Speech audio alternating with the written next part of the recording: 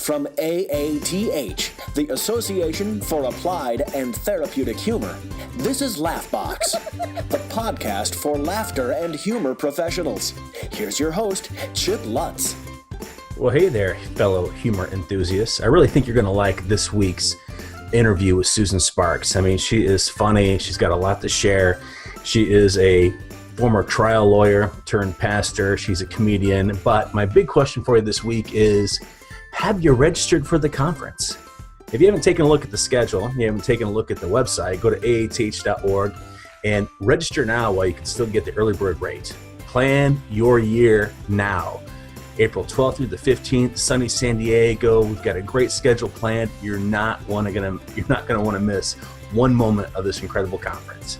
So without further ado, let's roll right into this awesome interview with Susan Sparks. And if you got any questions, got anything that you want to hear on Laughbox, shoot me an email, let me know. You can get a hold of me at chip@unconventionalleader.com. That's chip@unconventionalleader.com. All right, here it is. Hello, friends, and welcome to Laughbox, the official podcast of the Association for Applied and Therapeutic Humor. Today is a pretty cool day for me because I get to talk to somebody that I respect, somebody I think is hilarious, somebody I wish I got to see more, but I don't. I get to talk to Reverend Susan Sparks. You know, she is a former trial lawyer, turned preacher, comedian, speaker, author. She rides a Harley, which I don't ride a Harley. My wife rides a Harley. I ride a Triumph, but it's always nice to talk to another rider. Right on. Yeah, so, and I know that she's been, all around the world. I know she's just got done, I think this summer, with a huge motorcycle trip, which I was following on Facebook. It's always fun to kind of like ghost and stalk people on Facebook. So anyway, welcome to Laughbox. Oh, Chip, thank you so much. It's an honor to be part. Oh, well, the honor is actually, all mine. Now, I'm really interested. Well, I think we can get into that, but for the people that are listening, if you could just give kind of like the 411 on, who you are and maybe where you got your humor roots. Okay, yeah. I think you introduced the wacky career path very well. I'm a trial lawyer for 10 years, then jumped ship, went to seminary, and became a minister. I run a church up here in New York City. But I also am a stand-up comedian, and I've been doing comedy since I was doing law. And so now, I'm trying to integrate it. It was hard enough to integrate it into the legal practice. To put it into the world of God, a little bit different story. But, we can talk more about that. But here I am doing stand-up and working in my work is all about humor and healing and how humor empowers us in life, work, and the spiritual path.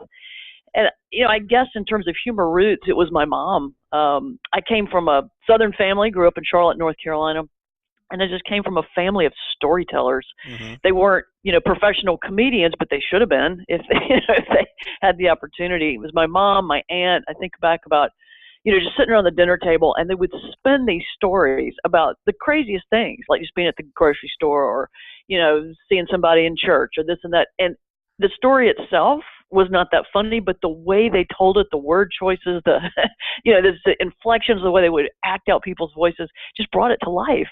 And over time, I think I was lucky enough to absorb that, and then maybe tap into some genes they passed down to create my own voice. And so that's kind of how I see myself now, as a comedian / storyteller. And I feel very lucky. And I can understand humor in the trial lawyer world, because there are a lot of things that are funny to me, not only about the law, but they're just like a whole glut of funny lawyer jokes out there.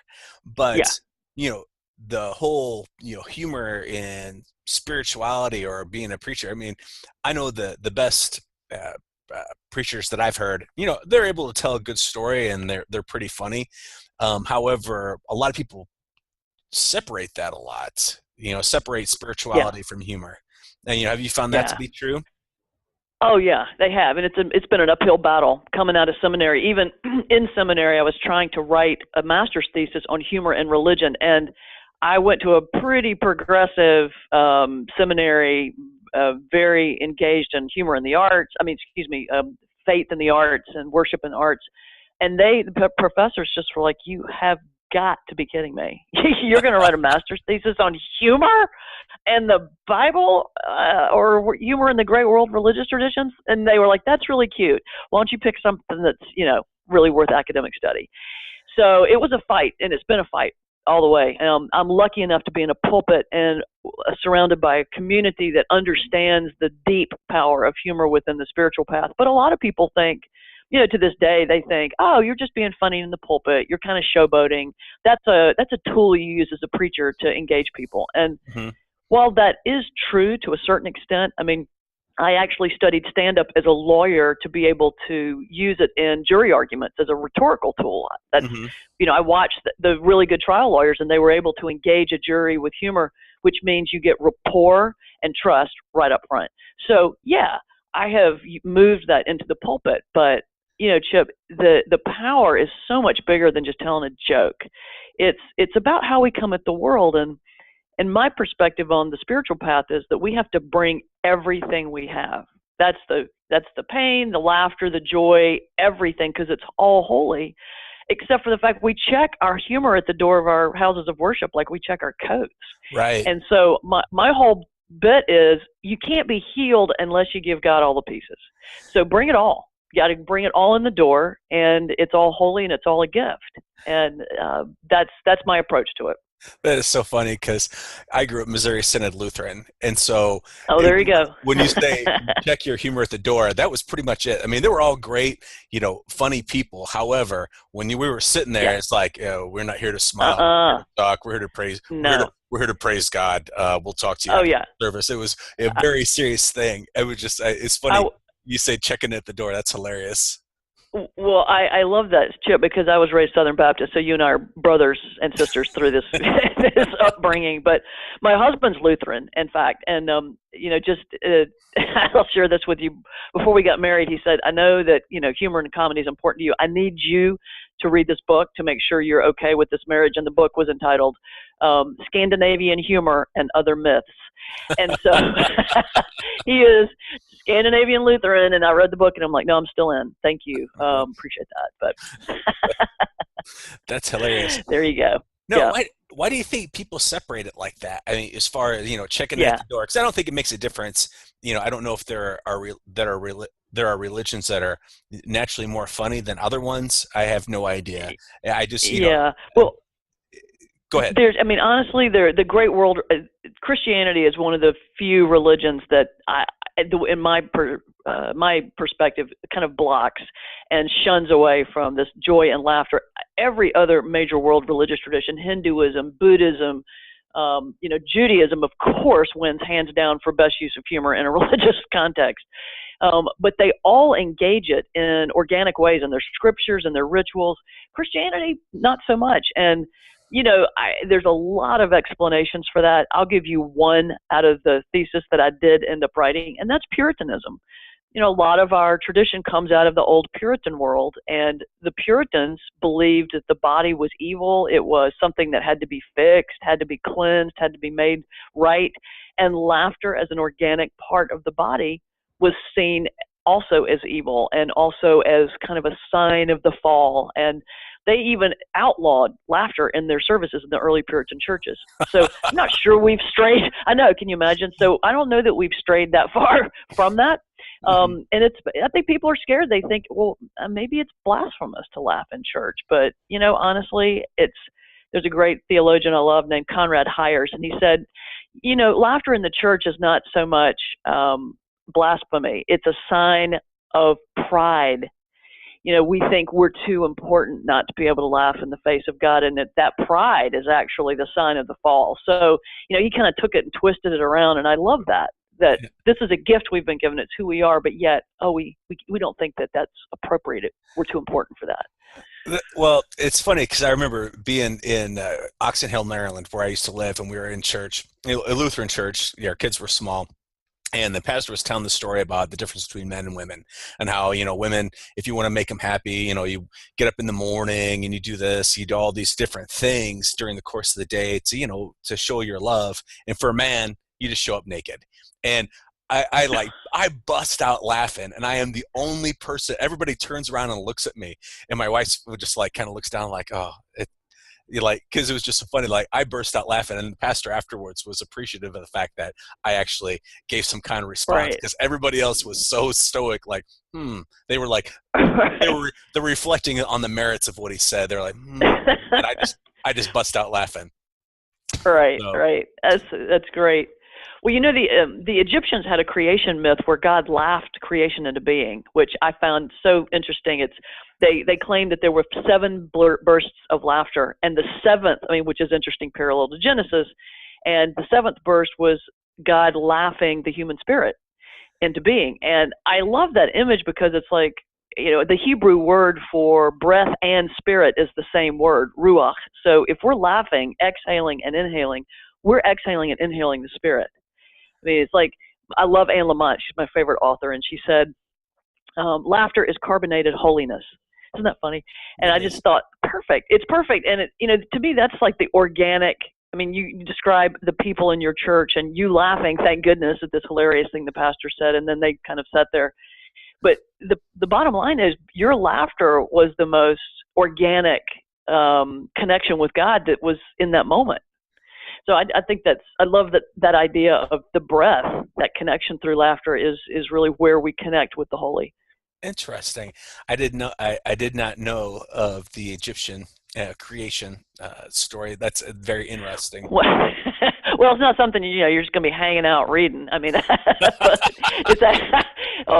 I was hanging out reading ancient Egyptian cuneiform, and but that was part of the thesis that I finally got to do. And yeah, there's some really cool stuff about how ancient traditions, as far back as the 15th century BC, that they were using humor and within the religious context to advance some, connection with the holy. It's just, our baggage, man. We got to let some of this go. We do have a lot of baggage. And to me, I think there are a lot of things that are funny from a Christian standpoint in the Bible, like in Genesis when, God creates Adam and all the animals, and he brings all the animals by him and saying, but no suitable helper was found. I think that's hilarious. So, he's like, well, what do you think about the goat? And Adam's like, no. And God's like, oh, we'll save those for the West Virginians. And then, they just, he keeps going through all of them. He's like, none of them fit. So I think there's a lot of humor in there. But again, I agree. I'm a little bit warped. Well, no, I love you for it, but I must be warped myself too, because I see it. And it's so funny. People are like, well, but the Bible's not funny. I'm like, have you read it? Really? Because, some of it I get that people don't catch, because a lot of it's contextual. For example, Jesus goes, hey, if somebody sues you for your coat, give them your cloak too.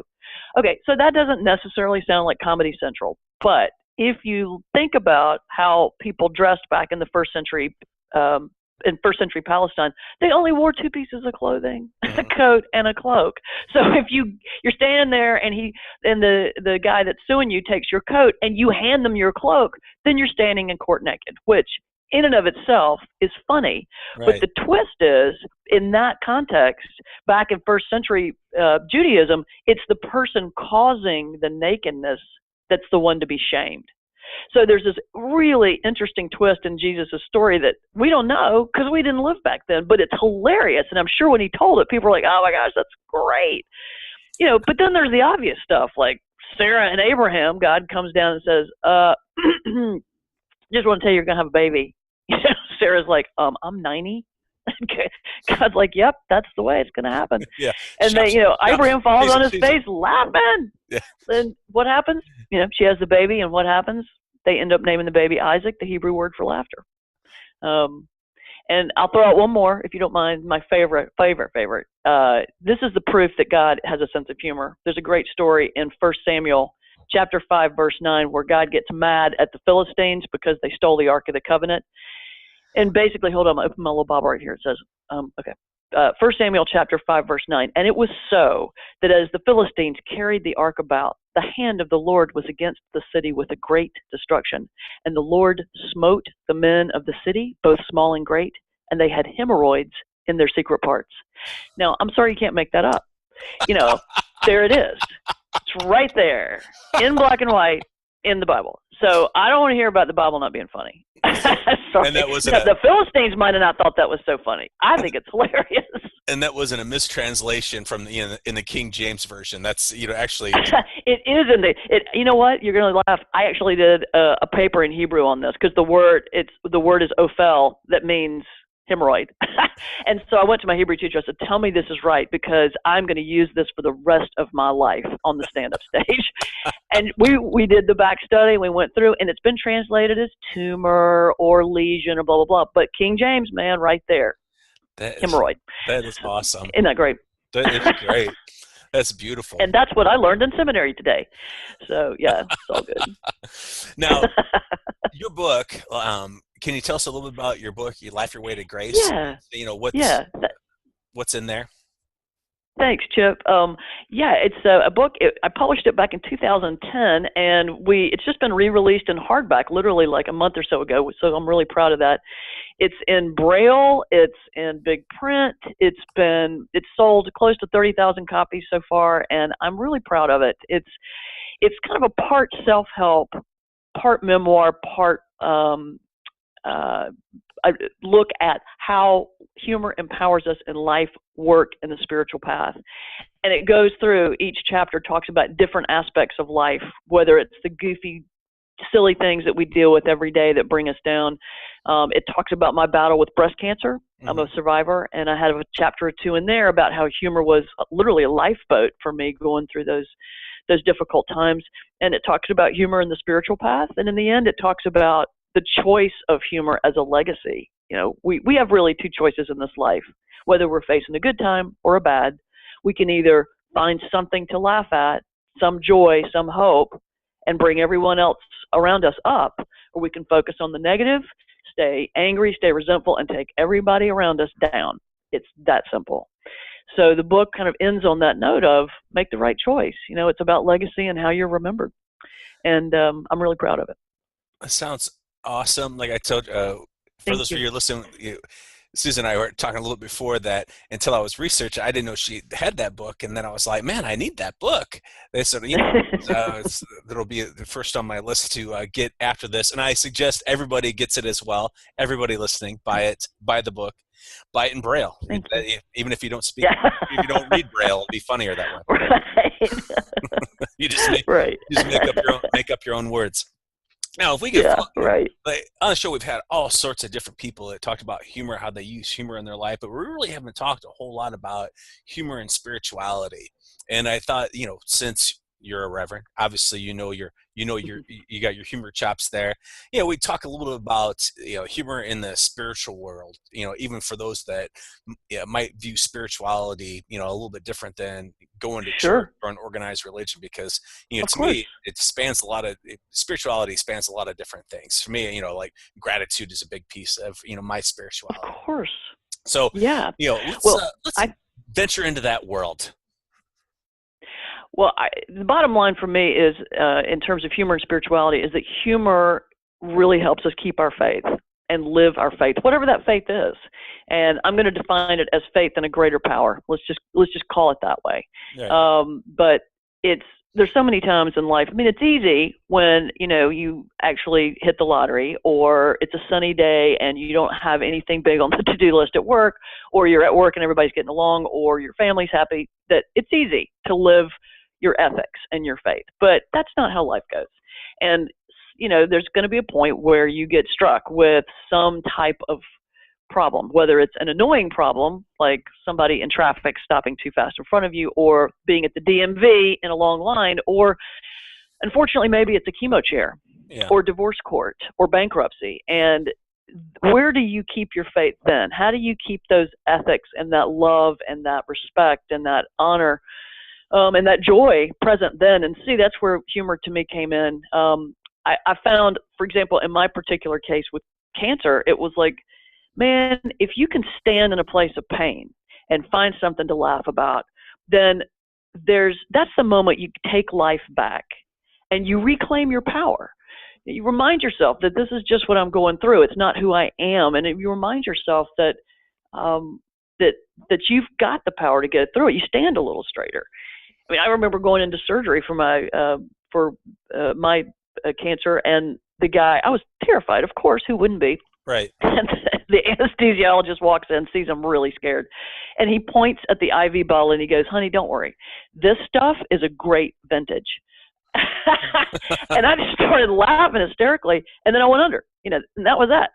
And it was not only in that moment of, I know my blood pressure went down, but that intake of air was, I think, powerful physically for me too, as I went into surgery. And there's something so incredibly grounding and powerful when you can laugh in a place of pain. And so that's how I see the connection. I mean, there's technical connections about how humor's been used in the Bible, how, God laughs. I think how other religions have used it. And we talked about the creation story that the Egyptians used. But I think the bottom line for the practical standpoint is to be able to laugh is the one thing that can help us keep living our faith, keep hope, keep joy through the good times and the bad. I'd agree. I completely agree with you on that, because when you're in the depths of hell, sometimes that's the only thing that can pull you out is, Yep. that ability to find a little bit of humor in a humorless situation. Do you have any tips for people on being able to, find the humor in situations like that? Because I think that, like, for me, it's easier than it is for other people. Like, I see humor all around, so it's easy for me to see that. But for some, it's just they're wired a little bit different. It's hard for them to see some of those funny things. Yeah. I think that's true. I say in the book, if you can laugh at yourself, you can forgive yourself. And if you can forgive yourself, you can forgive others. And I really try to live by those two phrases together. And so anytime I find myself in a situation that's really trying and I am about to pull my hair out, then I remember, I think, find something to laugh at about this, or just step back for a minute and see the humor and the ridiculous nature of this situation. If it's annoying, even if it's painful, there's still something. If you can step back and see it with a little bit of a different spin, then you can laugh at it. Charlie Chaplin said life in the close-up is a tragedy, but life in the long shot is a comedy. Mm-hmm. So there's a little bit of perspective, stepping back and just finding something that makes us even just smile a little bit, laugh a little bit. And, I also love the quote that laugh and the world laughs with you, and weep and you weep alone. Yeah, we've all heard that. Mm-hmm. And I think it's so true. Even if you don't feel like laughing, even if you don't see anything funny, that if you lead with a smile, just make yourself smile or make yourself chuckle to yourself or laugh even out loud, just do it. Then not only will your mind and your heart follow suit, but the people around you will follow suit too. I mean, there's been scientific studies about the neurons in the brain that when you see someone smile, the human body automatically smiles back in response. And so I think there's something very powerful about leading with a smile, leading with that joy. Even if we don't feel it inside, once we do it, then our own heart starts to change, and we also change the world around us. That is beautiful. I completely, I'm like, it's mutual admiration society here, because I completely see that in my own world when I'm going through stuff. Yeah. That's, recently I always told my kids, I have 4. I always told them that if I ever got to a point where, and when I got older, I didn't know who I was or anything, like, one of them had to promise to smother me with a pillow. And all of them said that all of them said they wouldn't do it except for my son, Christian. And he said, I'll do it. I love it. And it was the Christian that did it. Yeah, he says, I'll do it, but I want it in writing. So after on Easter this year, I had, major surgery, and I just coming out of anesthesia, and the kids were home for Easter, and they walk in the hospital room, and Christian's the last one to saunter in. I'm like, Christian, get the pillow. That's great. All the kids started, laughing, and it was the thing that, even though I was in a lot of pain, they had been really worried about me, but that helped them, of course, with their own anxiety about worrying about me as well. Course. So it was, and evidently I'm hilarious when I come out of anesthesia. So I was told great. later that I said a lot of different things that I don't remember saying, but they all thought it was hilarious. So that's wonderful. Oh, I love it. So, that's great. Good for Christian. Good for Christian. He didn't Yeah. grab the pillow, obviously, because I'm here. Yeah, right. You're Today. here. I'm here today. That's great. So looking at the whole stand-up thing, and I like that you did it as a tool to help you get rapport with juries when you're going through law school. And I'll tell my favorite lawyer joke in a minute. But where did you? How did you work that out? Did you go through some classes and try it out in different open mics, or how did that work? I did, yeah. Like I said, I was watching I was in Atlanta practicing law, watching the good old boys going up against them, and I realized the ones that were really good were funny. So I just took a couple of little, like one-off 1-hour courses when I was in Atlanta and started studying it, then started using it, and then had a kind of a change in direction in life, moved to New York City, and then started studying it really seriously at the American Comedy Institute up here. And that's where I really learned, they would put us up in, dark, smoky clubs for open mics, and then start doing my own shows, the bringer shows. And then in seminary, I ended up meeting Rabbi Bob Alper, who was a full-time stand-up. And right after 9/11, when I was in seminary, Bob started this tour, the Laugh and Peace tour, with a Muslim comic. And the three of us went on the road, and we have been doing it ever since. And as a matter of fact, we're doing a big show up in Connecticut in 2 weeks to raise money for Muslim folk who have been jailed in for immigration issues. And so we are really excited to do that as a give back. But we're on the road full time. Churches, mosques, synagogues, Habitat for Humanity, the World Bank, the Clinton Center in Arkansas, whoever, and it's a message of if we laugh together, we can't hate each other. And Right. It's about laughter as a bridge builder, and laughter is the time we see the commonalities and not the differences. And so that's the thing that I'm most proud of right now, is that comedy tour, because that's the thing that's cutting through the headlines and the craziness that we've got on our plates these days, and the stuff that's going to take this nation down, this world down. And I think laughter is the one thing that's going to help us through it. So we're doing what we can. That is so cool. I mean, because that's like a setup joke right there. A Right. reverend, a rabbi and a Muslim, they'll walk into a comedy club. I mean, that Right. in and of itself is funny. Isn't that great? So when you go out, and is the comedy you do then on that when you do your set, does it revolve around your own does each one revolve around your own faith background to show the similarities and the funny things about it? Yeah, it's we stay within. I always say, I can talk within my circle. I can talk about women, Baptists, ministers, lawyers, people with red hair, people like cowboy boots. But the second I step outside the circle is where it gets dangerous. And I think there's a danger of being disrespectful. So the three of us stay in our circles. But I'm the Christian chick MC. I get up, I warm up the crowd for about 15 minutes, and then I'll introduce probably. It depends, Bob or Azhar, whoever's going to be second. Then I do another set, 10 minutes, and then introduce the third comic, whoever we flip off depending on the audience who's going to be the end. And then the three of us get up there. But our whole pitch is about just who we are and what's going on. Like I talk about being a Southerner in New York, which is just the most exhausting thing. They don't sell Velveeta up here, and it's just so traumatic for me. I don't even know whatever that stuff is. It's like cheese whiz and silly putty or whatever, but I love it and I want it, and they don't sell it here. So, I've got that pitch. Bob, the rabbi, talks about just daily life as a rabbi. And, he tells a great story about going to Israel after after seminary, and he studied his biblical Hebrew, and he was all excited. So he got in a cab and told the guy what he thought was, "Let me off here." And the cab driver just burst out laughing, and he goes, "You know what you just said? You just said, 'Behold, here I descend.'" That kind of thing. And then Azhar gets up and talks about being a Muslim in America. Like, he goes, let's talk about being Muslim in America, but let's talk about being Muslim in America in airports. Dead silence in the audience. And he goes, "You guys get upset because you have to be there 2 hours beforehand?" He goes, "I have to be there 2 months ahead of time."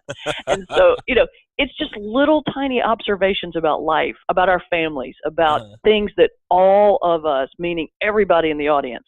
I mean, and this audience is like Easter hats, yarmulkes, burqas, everything. Everybody shares.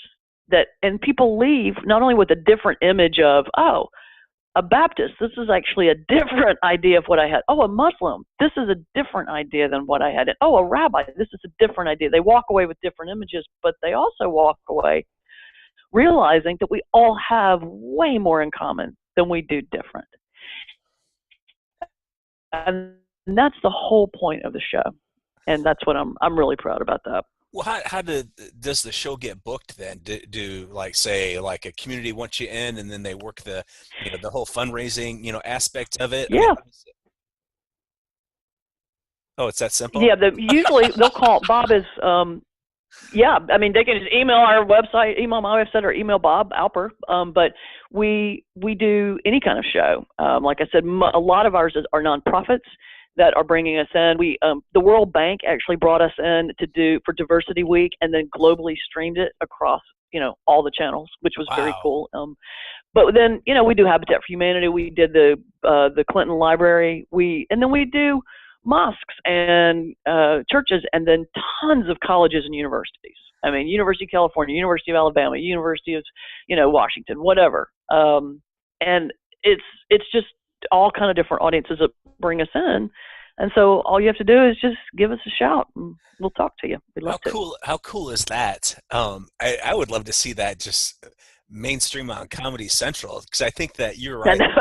Well, it would be great. There's never been a better time to laugh, and we need it more than we've ever needed, because there's so much misunderstanding between different groups of people. And the more that, and tying it back to what you said before, building that rapport like you used to do with juries. I mean, it's the same thing, between just people, just understanding, being able to laugh at our own foibles, things that are funny about ourselves, that can't help but, can't do anything but help us get along better. I mean, that is a fantastic thing that you're doing. That is awesome. I'm just like stoked. Thank you, Chip. I'm just thinking, well, I would love to bring you to Racine, Wisconsin. Yes.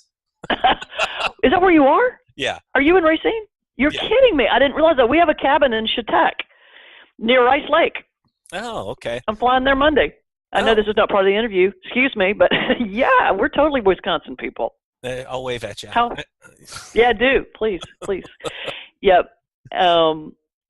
Yeah, we, as a matter of fact, one of my favorite sermons is about, is kind of about, if you want an example of using humor in preaching and religion, it's called The Compost Heap, and it's from our cabin. It talks about, letting things stink up in the house, and I ran out and threw it on the compost heap, and I thought, oh my gosh, this is a great sermon. So the sermon asked the question, what trash do we need to throw out in our lives? And what beautiful new thing do you want to grow in its place? Mm-hmm. And so I love that, from the compost heap at the cabin. That was one of my favorite sermons.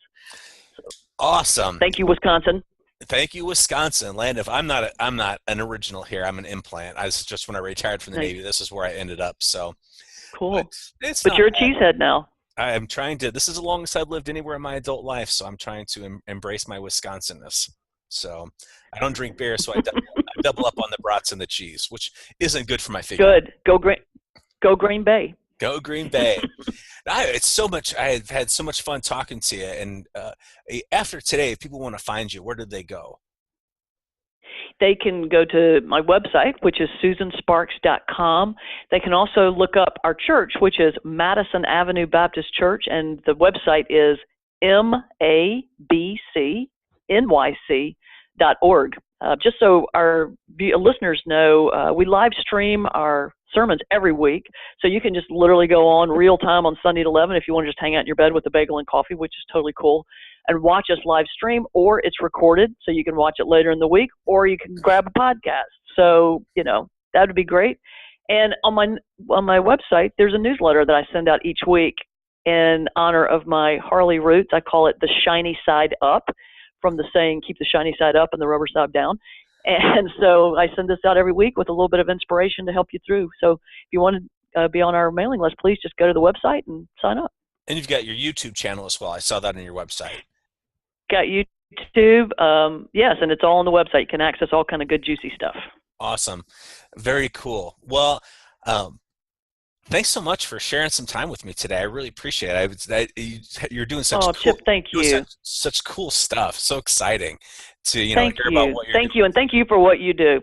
Oh, I don't do anything, but you're welcome. Yes, you do. Yes, you do. You're the voice of AATH. I love it, and thank you so much. And I just want to give this last 30-second quick plug.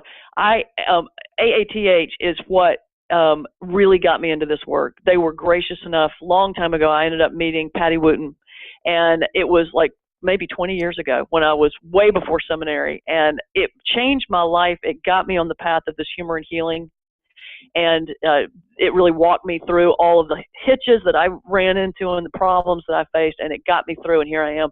And I just want to give a big shout out for AATH because they really got me where I am right now, and I just can't tell them how much I appreciate it. That's what I tell people too, that a lot of times for people throughout your life, for me anyhow, I've been the oddball or the outcast, but with an AATH, I'm pretty normal. So there you go. finally found my home, and decent. That's right. And doing great work. I mean, all of our people out there do such fantastic things in the world and trying to make a difference. And I truly believe that, like you said, humor and laughter is the thing that's it's gonna save us. People don't want to admit it, but there's nothing else we can do but just laugh at some of the stuff that's going on because it is all so crazy. So that's right. And you know what, Chip, I'll mention one last thing. I'm actually doing a TEDx talk. It's going to hit in October, and it's called World Peace, One Joke at a Time. So I hope people will keep an eye out for that. Sweet. And I will end with my favorite lawyer joke of all time. All right? Here it comes. You ready? I'm ready. Why don't lawyers go to the beach? I don't know. Because cats keep trying to cover them up with sand. So. Oh, okay, that's really bad. It is really bad. It's really bad. So and on that happy note. On that happy note, thanks again, Susan. I appreciate it. Thank you, Chip. I really appreciate it too. Thanks. Bye. Bye-bye. This is Laughbox, the podcast for laughter and humor professionals. Laughbox is made possible by a grant from the National Speakers Foundation and is brought to you by AATH, the Association for Applied and Therapeutic Humor. Find out more at aath.org. Be sure to review Laughbox on iTunes. For show notes and more information about today's conversation, visit laughbox.aath.org.